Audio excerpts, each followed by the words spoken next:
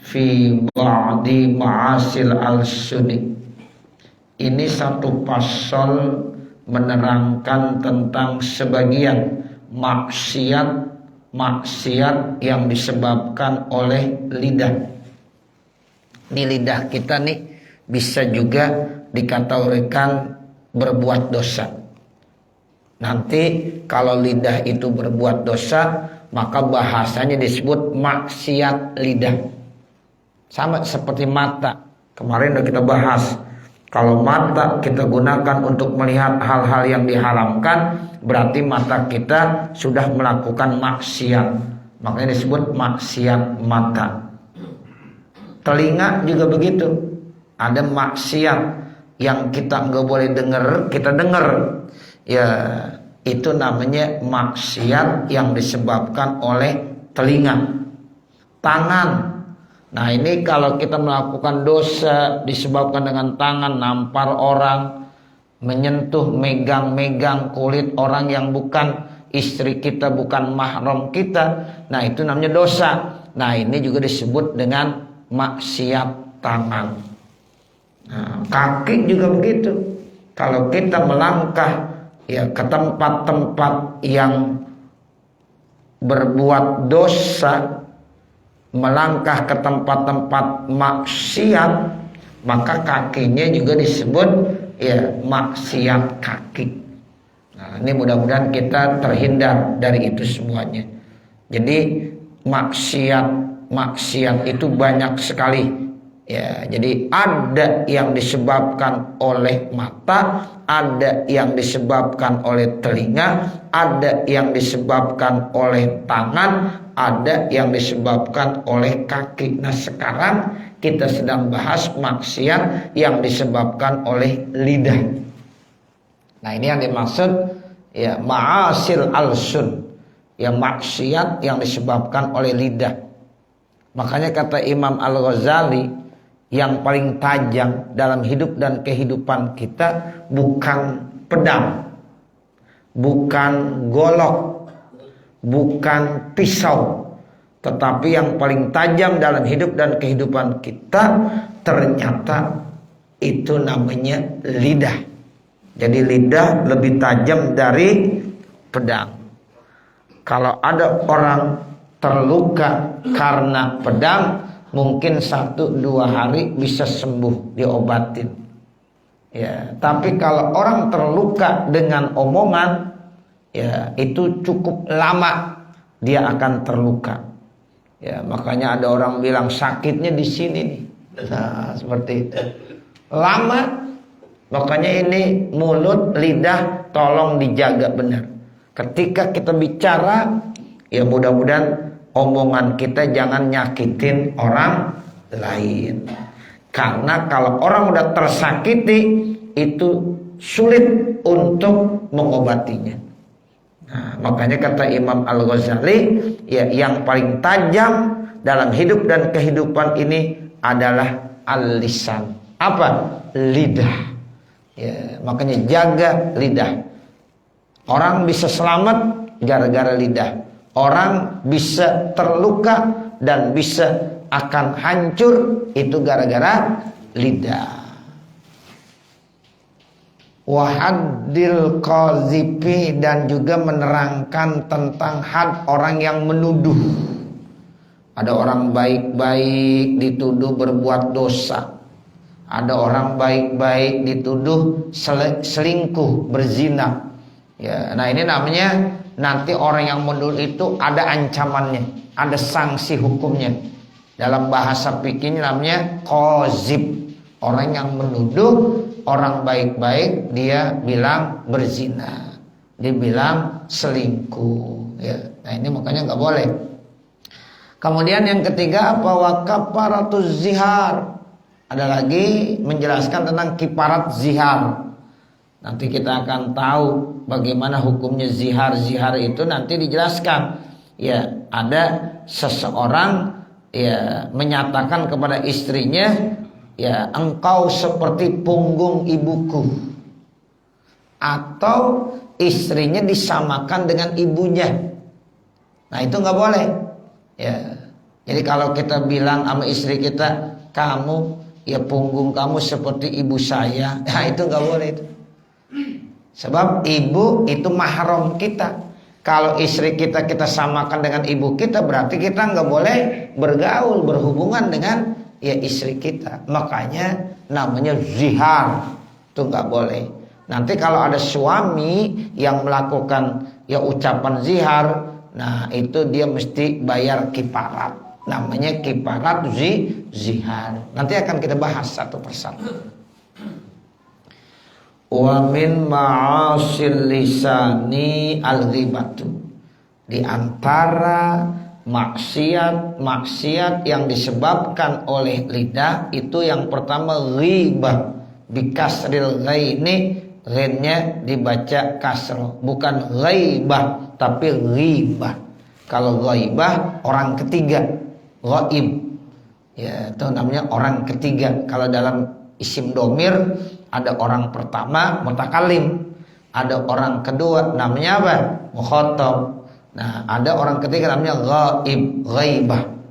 Nah, ini bacanya bukan ghaibah tapi bacanya ghibah. Apa artinya ghibah? Ghibah itu menceritakan ya orang lain. Ada orang lain punya kesalahan, keaiban, kita ceritain keaibannya, kejelekannya, itu namanya ghibah. Enggak boleh.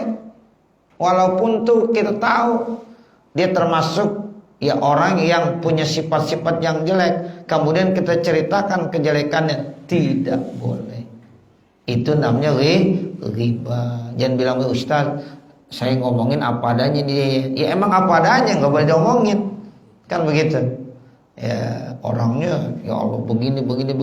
Jangan menceritakan keaiban orang lain. Ketika orangnya enggak ada, kita ceritain keaibannya, itu namanya ghibah. Termasuk maksiat yang disebabkan oleh lidah. Ini yang kadang-kadang dosa-dosa begini yang kita enggak terasa. Kalau yang namanya menceritakan keaiban orang paling enak. Betul enggak? Iya. Nah ini yang harus kita jaga nih Bapak Saudara. Ya dengan sebab kita ngaji, kita berusaha ya jaga lidah kita jangan sampai menceritakan keaiban saudara-saudara kita. Ya, walaupun dia punya keaiban nggak boleh. Kalau dia nggak punya keaiban kita ceritain, berarti kita ya itu memfitnah, pembohongan namanya.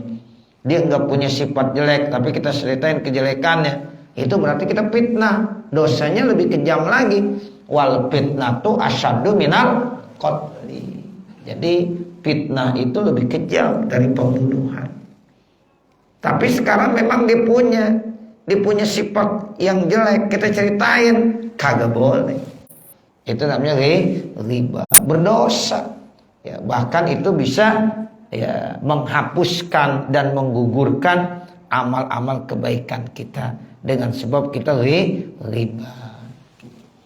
Wahia yang namanya ghibah itu zikruka akhakal muslima bima yakrahuhu. Kamu ceritakan saudara kamu yang muslim dengan sesuatu yang kalau dia tahu dia akan tidak suka. Kalau didengar kita ceritain itu dia nggak demen, ya dia nggak suka. Itu namanya ghibah. Ya, saat dia nggak ada kita ceritain tuh, kita omongin. Nah kalau didengar dia marah. Nah itu namanya ghibah. Artinya walau balaghahu, sekalipun dia telah menyampaikannya, sawaun zakartahu, sama saja kamu menyebutkannya, binaksin, dengan kekurangan, fi badanihi, pada badannya. Itu udah nggak boleh juga. Ya orang itu punya postur tubuhnya pendek, kita bilang ya si pendek, nggak boleh. Kalau gara-gara dipanggil si pendek dia apa? Marah. Tuh, atau si jangkung, orang tinggi, nggak boleh juga. Gitu. Jadi ya kita sebut kekurangan yang ada pada badannya. Ya misalnya dia pincang, kita bilang si pincang, nggak boleh. Ya itu namanya menyebutkan kekurangan yang ada dalam badannya. Itu ghibah. Au nasabihi, atau nasabnya, dia punya keturunan yang kurang bagus, kita ceritakan keturunannya, nasabnya, enggak boleh juga. Itu termasuk ghibah.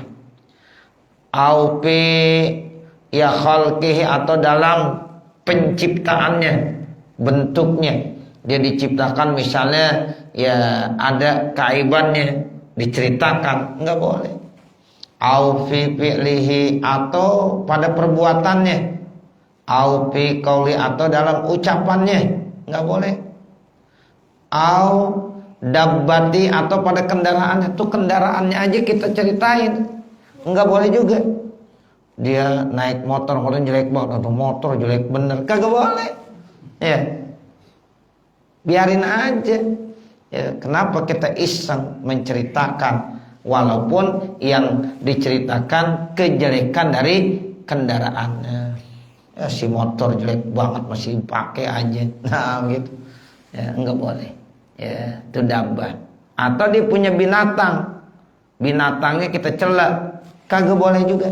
Mencela binatang orang itu pun termasuk ghibah. Aupi dunyahu, atau pada dunianya, hatta pisaubihi, sehingga pada pakaiannya, dia pakai pakaian, ya kelihatannya pakaiannya ya enggak sewajarnya gitu, kita hina. Padahal yang kita hina pakaiannya, itu pakaian jelek banget masih pakai, enggak boleh juga. Ya, itu namanya ghibah juga. Wadarihi, rumahnya dicela, enggak boleh. Wadabatihi, kendaraannya, kakaulika, seperti perkataan engkau, al ahwalul aswad, yaitu kondisi yang hitam jelek. Nah, itu tidak boleh. Ya, jangankan menceritakan pribadinya, menerangkan hal-hal yang dimilikinya terkait dengan dunianya. Pakaian kan dunia, rumah kan dunia, kendaraan kan dunia, kita ceritain tuh, itu tetap nggak boleh. Keaiban tersebut tidak boleh dinisbahkan kepada dia, karena itu termasuk ghibah. Wa qauluka, bermula perkataan kamu, ini contohnya, abuhu hindiyun, oh ayahnya itu orang Hindi. Nah, itu juga nggak boleh. Jadi menceritakan atau menjelekkan nasab kita. Makanya kita nggak boleh menjelekkan orang-orang tua, ya saudara-saudara kita. Kenapa? Nanti gara-gara kita menjelek-jelekan keturunan dia akan membalas, dicela lagi keturunan kita. Nah, itu nggak boleh. Ya, orang-orang tua kita yang udah meninggal dunia itu nggak boleh kita caci maki. Makanya kita nggak boleh tuh mencela nasab. Ya, lu anak siapa emang? Ya, diceritain tuh. Nah, nasabnya, ya keaibannya disebutin, nggak boleh. Ya, itu termasuk ghibah kepada nasab. Au fasikun, oh ayahnya fasik. Nah, itu termasuk juga tidak dibolehkan. Wa qauluka, dan sesungguhnya perkataan kamu, nih contohnya lagi, innahu bakhilun, oh dia pelit. Tuh, nggak boleh. Walaupun emang dia pelit, nggak boleh juga. Ya, kita ceritain tuh dia emang pelit banget, bakhil, medit, pantat kuning. Oh, kagak boleh. Ya, nggak boleh. Itu namanya keaiban orang kita ceritakan. Ausaiul khuluqi, atau sikap perilakunya yang jelek. Wa qauluka sarikun, dan perkataan kamu sarikun, pencuri dia. Nah, itu juga nggak boleh. Au qalilul adabi, atau yang sedikit sekali adab etikanya. Wa qauluka, dan perkataan kamu innahu wasahus siyabi, dibilang begitu, innahu wasahus siyabi, dia ya pakaiannya kotor, pakaiannya kumel, dekil of the kumel. Nggak boleh juga. Jadi walaupun dia pakai pakaian kelihatan ya Allah udah nggak bagus, jangan diceritain, nggak boleh. Ya, itu menceritakan orang walaupun pakaiannya yang udah kotor diceritakan, kalau didengar dimarah. Nah, itu namanya termasuk ghibah juga. Wa in kana, dan sekalipun dia ail mazkuru yang disebutkan bilisanika dengan ya lisannya kamu, maujudan bihi, itu ada padanya. Sekalipun yang diceritakan memang kenyataan ada pada diri orang tersebut, itu nggak boleh. Artinya ya uhibbukal muslim, saya cinta kepada kamu orang Islam, liqaulihi sallallahu alaihi wasallam, karena berdasarkan hadis Nabi Muhammad sallallahu alaihi wasallam, igtabtum akhakum, kamu sudah menggibah saudara kamu. Kalau mereka para sahabat bertanya, ya Rasulullah, wahai Rasulullah, kulna ma bihi, kami berkata apa adanya. Tuh, kan pada saat sahabat bilang seperti itu, Nabi bilang, engkau udah ghibah kepada saudara kamu. Lalu ini sahabat membela diri, kata sahabat, ya Rasulullah, kami berkata apa adanya. Apa kata Rasulullah? Qala, lalu Nabi bersabda, in kultum ma laisa bihi, kalau kamu berucap terhadap sesuatu yang tidak ada pada diri orang tersebut, faqad bahattumuhu, berarti kamu sudah melakukan pembohongan. Tuh, jadi memang yang ghibah itu menceritakan keaiban yang memang benar ada pada dirinya. Itu ghibah. Kalau seandainya dia menceritakan tapi tidak ada pada diri orang tersebut, bukan ghibah namanya, udah pembohongan, udah fitnah itu namanya. Jadi kesimpulannya kata Nabi, ghibah ia menceritakan keaiban orang, walaupun memang orang itu benar punya keaiban yang disebutkan tadi. Nah itu tetap nggak boleh. Kalau seandainya orang itu nggak punya keaiban, kita ceritakan keaibannya, berarti kita bukan ghibah, kita melakukan pembohongan, kita udah melakukan fitnah. Nah itu yang dikategorikan wal fitnatu asyaddu minal qatli. Dosa juga nggak boleh. Jadi ghibah nggak boleh, ya kemudian fitnah pun tidak boleh. Wan namimatu, kemudian maksiat yang kedua yang disebabkan oleh lisan setelah ghibah, yaitu namimah. Kalau namimah itu artinya menyebarkan omongan-omongan ya untuk merusak, itu namimah. Ya, kalau kata kita namimah itu ya itu tukang apa? Mengadu domba, ngompor-ngomporin. Ya, ada orang baik satu dengan yang lain, tiba-tiba datang orang ketiga ngomong begini, yang satu domain lagi begini, akhirnya dua orang yang sedang baik-baik jadi ribut. Itu namanya nami mengadu domba. Itu nggak boleh, dosa. Suami istri lagi baik-baik, tiba-tiba ada orang ketiga yang tidak suka. Ya suaminya bilang, ya begini di depan istrinya. Ntar istrinya di depan istri ngomong lagi, ini suami kamu begini. Akhirnya suami istri bisa ribut gara-gara ada pihak ketiga yang tidak suka. Dosa besar itu Bapak Saudara. Makanya kita sebagai suami, ya kalau dengar kata-kata dari orang lain terhadap istri kita, jangan iya aja. Tapi kita harus apa? Harus benar-benar periksa dulu nih omongannya benar enggak. Ya. Jadi kita harus benar-benar ya minta klarifikasi istilahnya sekarang. Ya, nanya dulu istri kita, mohon maaf nih Neng, saya tadi dapat kabar begini, benar emangnya? Ya, tolong ceritakan apa adanya. Nah kalau kata istri, wah bang itu mah enggak, bohong, fitnah bang. Nah berarti ya itu omongan orang yang salah. Coba kalau kita udah marah aja, ya tiba-tiba sampai rumah ngamuk aja kita, istri kita salahkan, kita tuduh begini begitu. Nah akhirnya jadi ribut. Atau sebaliknya, istri dapat berita dari orang lain terkait tentang suaminya begini begitu, jangan percaya dulu. Ya, jangan percaya dulu. Jadi seorang istri harus klarifikasi dulu. Bener enggak? Tuh. Kalau tidak menyalahkan saja suaminya baru pulang kerja langsung dimarah-marahin, ditunjuk-tunjuk. Wah, bisa ribut enggak kira-kira? Bisa ribut. Ternyata enggak benar berita tersebut. Nah, inilah yang dikatakan kadang-kadang ada orang yang jahat, itulah namimah. Ya, yang suka memberikan info-info yang tidak benar. Tujuannya apa? Supaya merusak hubungan orang yang baik-baik.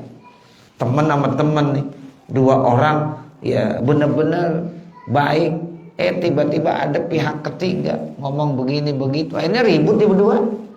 Nah, itu makanya jangan kita ya suka langsung menerima. Kita kalau dapat berita-berita ya klarifikasi dulu. Jangan langsung aja. Ya, itu. Ini diajarin. Ya, nah, namanya nih orang yang begitu tuh namimah. Itu dosa. Naqlul qauli, dia menyebarkan omongan lil ifsadi, untuk merusak. Tuh, pakai WA sekarang bisa. Ya kan sekarang banyak tuh model-model canggih udah sekarang, alat komunikasi. Ya, ada berita-berita bohong, hoax, ya dikirim, percaya aja deh. Tuh, sekarang gambar aja bisa, Pak. Gambar percis seperti kayaknya. Nah, itu kita juga jangan percaya begitu aja. Ya, jangan percaya begitu saja. Kita harus minta klarifikasi langsung dari orang yang bersangkutan. Tuh begitu. Ya, semakin canggih ya medsos sekarang, informasi sekarang. Ya, makanya kita kalau dapat WA jangan langsung terima begitu saja. Apalagi kita ngirim lagi ke yang lain. Kita ya dapat berita hoax, kita kirim lagi berita itu kepada orang lain. Berarti penyebaran fitnah. Dosa, nggak boleh. Ya, makanya kita kalau dapat WA lihat dulu. Wah, ini nggak benar berita nih. Udah delete aja. Ya, jangan malah kita kirim kepada orang lain. Ya, itu seperti itu. Namanya naqlul qauli lil ifsad. Ya, jadi dia menyebarkan informasi, omongan, tujuannya untuk merusak. Qala Al-Ghazali, berkata Imam Al-Ghazali, wa haddun namimati, definisi namimah, kasbu ma yukrahu kasbuhu, membuka sesuatu yang tidak disukai dibukanya. Sawaun karahahul manqul anhu awil manqul ilahi au karihahu salisun, sama saja ya dipindahkan itu oleh orang tersebut atau orang lain, atau tidak disukainya oleh pihak yang ketiga.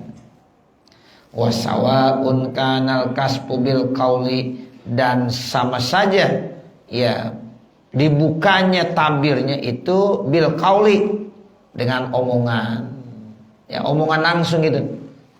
Au bil kitab, atau dengan tulisan. Kalau sekarang banyak medsos tulisan, ya dengan WA, ya ada lagi dengan perkataan langsung di ngomong. Kalau bil kitab dengan tulisan WA.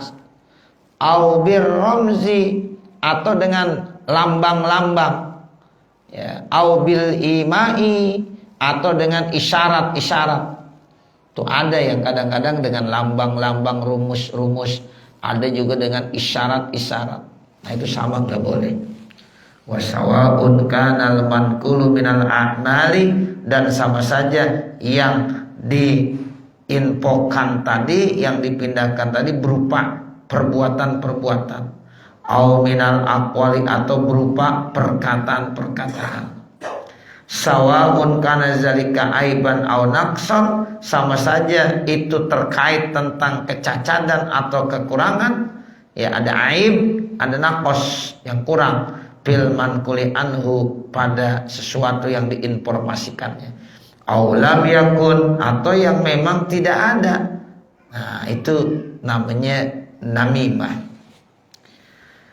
Bal haqiqatun namimati, akan tetapi hakikat namimah itu sendiri mengadu domba, menyebarkan fitnah. Apa? Ibsa usirri wa haqqis sirri amma yukrahu.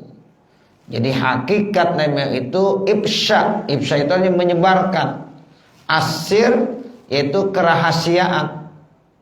Wa haqqis satri, dan ya membuka aib. Itu satar itu yang mesti ditutup, dibuka, jadi aib dia nanti. Amma yukrahu kasbuhu, dari sesuatu yang tidak disukai kalau ya terbukanya. Kan ada sesuatu yang memang rahasia, enggak boleh dibuka. Sekarang dibuka oleh orang lain. Ya, ini mestinya omongan-omongan gini enggak pantas diomongin di hadapan orang lain, diomongin. Nah, itu enggak boleh. Atau ya memang ada sesuatu keaiban yang mestinya aib itu mesti ditutupin, dibuka keaibannya, sama enggak boleh. Makanya Allah itu satarul uyub. Ya, Allah itu disebut dengan zat yang maha menutupi keaiban hambanya. Manusia banyak aibnya, tapi ditutupin sama Allah. Nih Bapak, saudara kita nih, kita kalau nggak ditutupin keaiban kita, kita malu keluar dari rumah. Nih kita kan kayak orang bener aja begini, ya. Iya, ya Allah, kita kalau dilihat apa adanya sama Allah, kita banyak dosa, banyak salah kita. Ya Allah, untung saja Allah tutupin dosa kita. Itu kan orang kalau yang punya dosa tuh Pak, sama orang yang soleh, yang taat, kalau jalan bareng-bareng, ya nggak ada bedanya. Betul nggak? Iya, nggak ada bedanya. Orang banyak dosa sama orang yang baik jalan berdua, nggak ada bedanya, sama aja. Kenapa? Allah tutupin. Coba kalau Allah perlihatkan, kita nggak berani keluar rumah. Apalagi dosa warnanya merah, ya nggak berani. Atau orang kalau habis berbuat dosa pada benjol gitu, ya nggak berani kita keluar. Itulah Allah sayang sama kita. Ya, nah kita aja yang perlu tahu. Ya, kalau kita pernah berbuat dosa, kita mohon ampun, istighfar, kita taubat kepada Allah. Dan jangan kita membuka keaiban orang lain. Makanya kata Nabi, siapa-siapa yang suka menutupi keaiban orang lain, nanti dia akan ditutupin keaibannya di hari kiamat. Bapak, saudara, itu di beberapa hadis saya baca. Nanti di hari kiamat manusia dibukakan keaibannya, udah nggak pakai ditutupin lagi sama Allah. Ya, nanti mereka banyak yang malu dengan keaibannya sendiri, sampai-sampai dia mengeluarkan keringat karena malunya, ya, dengan keaiban yang dibukakan oleh Allah. Makanya nanti ada orang tenggelam dengan air keringatnya sendiri. Itu keluar keringat karena malunya dia. Ya, ada yang tenggelam sampai lututnya, ya, dengan air keringatnya. Ada yang sampai ya leher itu dia tenggelam dengan air keringatnya sendiri karena malu dengan keaiban-keaiban yang diperlihatkan oleh Allah. Nah, makanya ayo kita tutupin keaiban saudara-saudara kita. Mudah-mudahan nanti keaiban kita ditutupin sama Allah. Kita kan seringnya begitu, keaiban orang kita ceritain. Kalau ada orang melakukan kebaikan, kita nggak mau ceritain.